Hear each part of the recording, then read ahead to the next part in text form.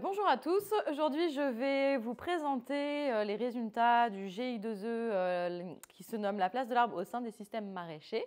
Ce GI2E a commencé en janvier 2024 et donc là, on arrive au terme de la première année. Actuellement, dans GI2E, donc, nous avons 14 fermes, ce qui représente 23 maraîchers et maraîchères, qui sont à peu près tous situés dans la Manche.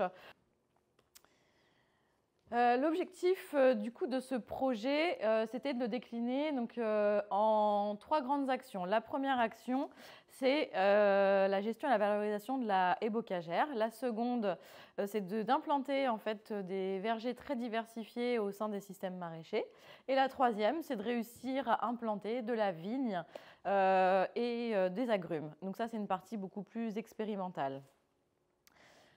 Concernant la haie bocagère, donc, il y avait plusieurs problématiques qui étaient rencontrées par les maraîchers.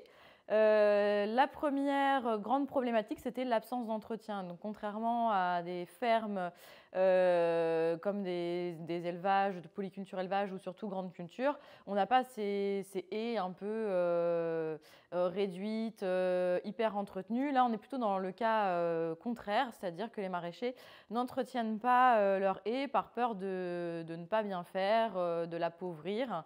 Et finalement, en fait, cette absence d'entretien fait que les haies gagnent de plus en plus de place dans leur terrain.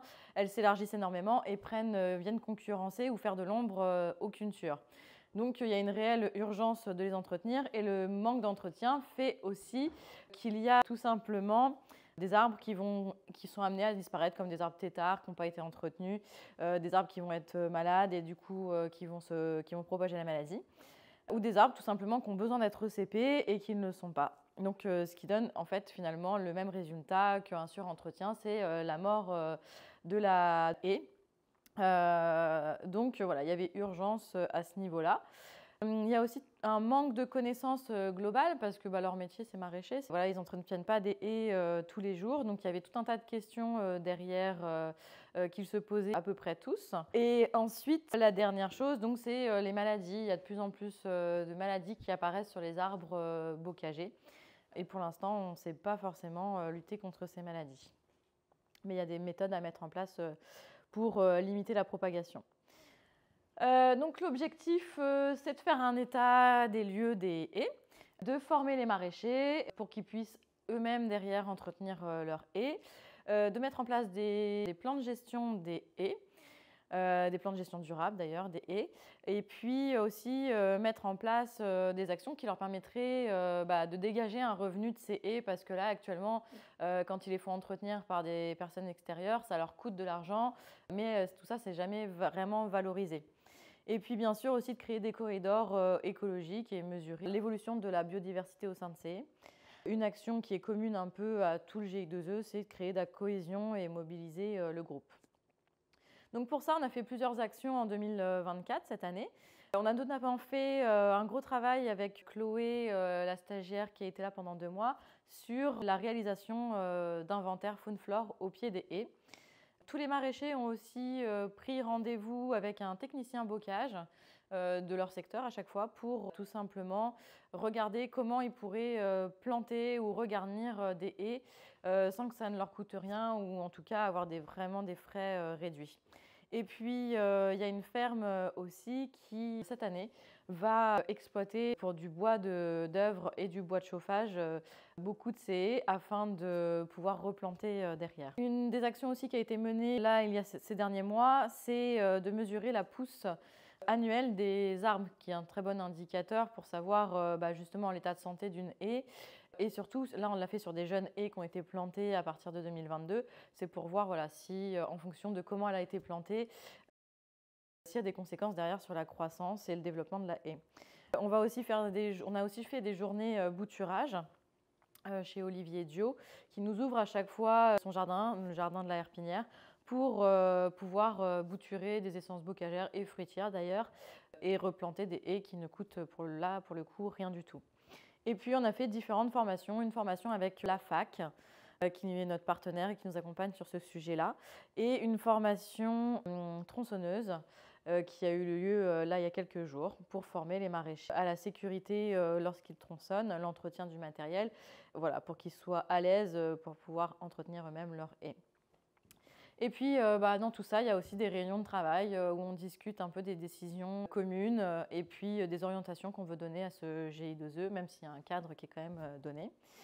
Et puis des chantiers de plantation aussi qui ont été faits, notamment un chantier de plantation chez Joséphine et Augustin au Jardin du Bosc où ils ont planté de la haie. Au niveau des résultats qu'on a pu obtenir, donc ça c'est les résultats des inventaires faune-flore.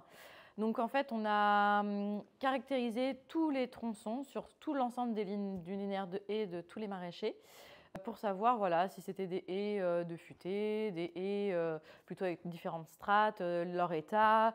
Voilà, on a essayé de faire en fait l'amorce des plans de gestion. Et à côté de ça, du coup, on a pu travailler sur les inventaires et la diversité spécifique de chacun de ces tronçons pour après essayer de faire des corrélations. Et donc, on a utilisé une grille de notation donc, qui est inspirée de la méthode IBP. Et l'objectif, c'était de regarder donc, les différentes strates, les essences, les espèces herbacées, les arbres morts, les dendromicrohabitats, et aussi quels ravageurs et auxiliaires étaient présents dans ces haies. Donc à la fin, on a une note qui donne un beau graphique. On a une note de biodiversité. Et on a pu donc caractériser toutes les haies et ça nous donne aussi après du coup une note de biodiversité globale de la ferme. Donc là, on peut voir par exemple qu'au Jardin du Bosc, donc c'est eux qui ont la plus bonne note de biodiversité sur la ferme, et notamment parce qu'ils ont un réseau de mares, mais aussi au pied des haies quand même beaucoup de ronces. Et finalement, la ronce est assez bénéfique parce qu'elle apporte beaucoup de biodiversité. On a pu aussi voir un petit peu les hauteurs de pousses annuelles des haies bocagères, donc des jeunes haies bocagères. On ne l'a pas fait sur des haies matures. Et ce qu'on peut voir, c'est qu'en fonction de s'il y a préparation du sol ou pas, la haie a tendance à mieux se développer par la suite. Autre chose qu'on a pu mettre en avant, c'est que le type de paillage et le fait que ce soit paillé, tout simplement, ça avait un impact sur le développement de la haie. Il est important qu'il n'y ait pas trop de concurrence racinaire, notamment des graminées, parce que les graminées ont un système racinaire assez puissant qui va venir concurrencer les jeunes plants. Et autre chose aussi, c'est l'apport de matière organique et l'arrosage aussi à la plantation qui peut avoir un effet bénéfique sur la haie, que ce soit l'apport organique sous forme de copeaux ou alors de paille. Dans les actions qui vont être menées du coup en 2025, ça va être le suivi des plantations qui vont être effectuées et celles qui ont déjà été effectuées. On va continuer à surveiller ces croissances. Normalement, la mise en place de plans de gestion durable des haies et puis des fiches techniques aussi de valorisation des haies bocagères, valorisation économique, pour voir qu'est-ce qu'on peut en dégager, sous quelle forme et avec quel type d'entretien et le temps que ça prend aussi. Et il y aura bien sûr des chantiers de plantation qui vont continuer à se mettre en place. Et puis la mutualisation certainement aussi lors du broyage des différents tas qui seront faits suite aux tailles. Pour ce qui est des vergers diversifiés, donc là il y avait deux problématiques à peu près. La première, c'était que les maraîchers, donc, ils ont l'envie de planter beaucoup de fruitiers, souvent même dès l'installation. Ce qui est plutôt très très bien, de vouloir apporter de la biodiversité et de diversifier les paniers. Sauf que la plupart du temps, en fait, par méconnaissance, ils ont acheté des arbres qui étaient souvent déjà trop vieux pour être plantés, parce qu'un arbre, normalement, il faut le planter le plus jeune possible en place. Des arbres qui ont été mal greffés, qui étaient porteurs de maladies, ou des variétés qui étaient juste pas adaptées en fait à leurs consommateurs. Tout ça fait que finalement ces arbres végètent un peu et sont beaucoup plus longs à rentrer en production. Déjà que sur des arbres on est sur un temps long, là on augmente encore on augmente un peu le temps de mise à fruit. Et puis donc voilà, pas assez de connaissances dans le sens où soit ça a été planté trop serré, derrière il faut en couper 1 sur 2, soit on n'a pas laissé le passage nécessaire parce que l'arbre forcément au début il est petit, puis après il grandit mais on ne s'en rend pas toujours compte de la place que ça nécessite, le manque de protection aussi des sujets, et puis la méconnaissance sur la taille, souvent on laisse un peu faire sa vie, sauf que si on veut vraiment produire derrière, il faut faire des tailles de formation et d'entretien. Voilà, donc après, quand on fait des erreurs comme ça, il n'y a rien d'irrattrapable, mais voilà, une fois encore, on impacte le temps de mise à fruit et la récolte derrière. Au niveau de ce qu'on avait à faire sur ce GI2E, eh bien, c'était un état des lieux aussi pour essayer de visiter et de connaître un peu les différents modèles et designs qui existent sur ces vergers diversifiés, qui n'est pas pour l'instant le verger les plus répandus. Il commence à y avoir des fermes qui commencent à avoir un peu de recul, mais souvent c'est des systèmes qui sont quand même relativement jeunes. Ensuite, donc, le but, ce sera de trouver pour chaque maraîcher, en fonction de ses attentes, différents designs et de les étudier, planter et faire des inventaires aussi faune-flore en fonction des essences qui sont utilisées. Former aussi des maraîchers à la conception, à la taille de leur système et développer aussi des filières de transformation pour transformer tous ces fruits qui vont être produits si on ne peut pas les stocker par exemple. Donc en 2024, du coup, toute cette année, on a fait différentes actions, donc notamment des formations avec Marceau et Julien Coirier sur la taille des arbres fruitiers, une formation greffe aussi avec Mathias André et une formation conception jardin-forêt avec Maxime Leloup. Ensuite, on a fait des visites de ferme, de systèmes assez différents du coup.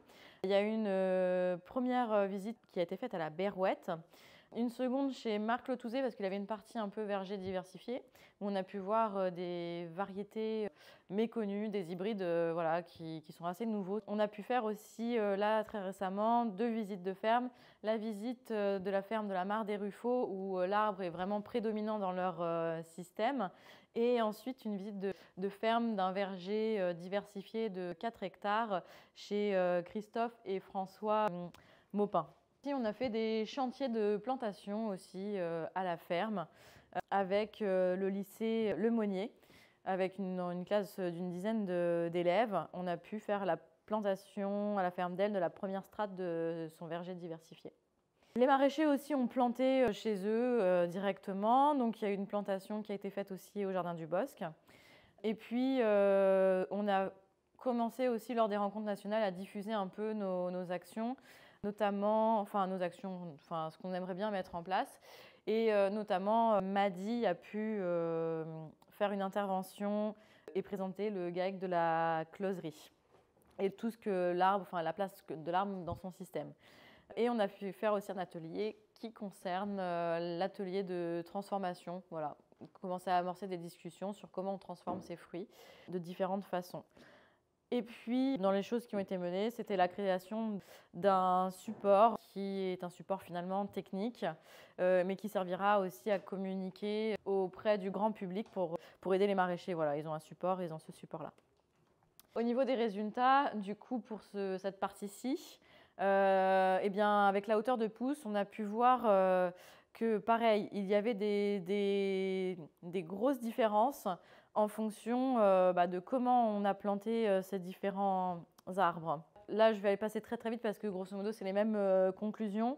C'est que forcément, si on prépare le sol, en général, la reprise se fait beaucoup mieux, l'arbre dépense beaucoup moins d'énergie, aller essayer d'explorer un sol qui est très compacté, par exemple. Il va y avoir une pousse annuelle qui va être beaucoup plus forte si on met un paillage au pied et on apporte de la matière organique, ce qui limite aussi la concurrence, la strate herbacée. Donc voilà, les différents points de vigilance, ça va être aussi d'apporter de l'eau, de faire attention au design, de bien apporter du paillage et de la matière organique et surtout aussi de bien protéger ces arbres parce que si on ne les protège pas, on va avoir mis de l'argent dans des sions, on va avoir passé des fois du temps à greffer, tout ça pour qu'un chevreuil ou un lapin mange l'arbre et finalement tout ce temps pour rien du tout. Donc ça paraît un peu dérisoire, mais c'est hyper important. Et si vous achetez des plants, achetez des plants sains et indemnes de maladies, quoi, surtout. Dans les actions qu'on doit mener en 2025, donc il y a de nouveau une formation avec Julien Coirier sur la taille, une formation aussi conception du verger naturel avec Mathias André. Et puis, ça je l'ai dit tout à l'heure, finalement en fait ça s'est fait en 2024. On a fait la visite du verger Saint-François. Et il y aura un chantier de plantation aussi avec le lycée Le Monnier chez Maddy et Gwendoline à la ferme de la Closerie pour planter une 50aine d'arbres fruitiers. Voilà, et alors c'est pareil, on essaye de trouver des aides pour aider les maraîchers à planter ces fruitiers à bas coût, et on aimerait bien tout simplement cumuler une aide qui permet de réduire son bilan carbone et une aide à l'achat de fruitiers, parce que du coup on réduira le bilan carbone grâce aux fruitiers, à la plantation de fruitiers. Il y aura des chantiers de plantation aussi, de vergers, notamment chez Charlotte qui a sa ferme à Carneville, au château de Carneville. Pour ce qui est des problématiques rencontrées sur les vignes et les agrumes, c'est un peu la même chose. C'est des arbres forcément qui ne sont pas toujours adaptés, qui vont geler ou alors qui ne vont pas se développer, qui vont végéter, parce que c'est quand même des arbres qu'on plante en Normandie, donc il y a quand même une certaine connaissance à avoir des porte-greffes, des conditions de plantation. Et voilà, et ça c'est ce qu'on est en train de découvrir un petit peu en ce moment. Et voilà, il y a un manque de connaissances globales, donc il va falloir se former. Donc pareil, donc un petit peu un état de l'art, parce qu'il existe déjà des personnes qui produisent des agrumes en Normandie. Il y en a très peu, mais il y en a. Donc on essaye de faire des recherches, de trouver ces personnes-là, de documenter ce qu'ils font. Il faut faire des visites de ces différents systèmes. Donc on va le faire au long des 3 ans, on a commencé cette année. Et puis des formations, et puis sélectionner des plants qui soient suffisamment résistants, et commencer aussi à explorer les débouchés pour la commercialisation. Donc pour ça, on a fait une formation avec Olivier Bigiot pour les agrumes et puis une formation avec Marceau Bourdarias pour la partie vigne. On a pu aussi faire donc, chez Marc Letouzé, qui est un particulier mais qui a une belle collection d'agrumes, visiter les différents, et voir les différents plants qu'il a mis lui en production. Et puis pour la partie plus vignes, on est allé visiter chez Maddy et Gwendoline parce qu'ils ont planté 100 vignes, 100 pieds de vignes en Normandie. Et puis on a commencé aussi à planter en extérieur et en intérieur, d'ailleurs sous serre, des agrumes cette année. Donc Adrien Duchamp-Houlou, lui, a déjà commencé depuis quelques années, c'est un passionné déjà d'agrumes. Donc on s'appuie pas mal sur ses premiers résultats. Et Sébastien Falk aussi, qui commence à avoir une petite collection. Pour ce qu'il va falloir faire en 2025, c'est de continuer ces formations vignes, agrumes qu'on fait en fait step by step, c'est-à-dire que voilà, au début on voit comment on implante, et puis après on verra la taille, comment on l'entretient, le suivi sanitaire, voilà, donc on fait un peu des formations tous les ans. Il y aura une visite de ferme aussi chez Mathieu Philibert, qui lui a aussi des vignes et pas mal de fruitiers.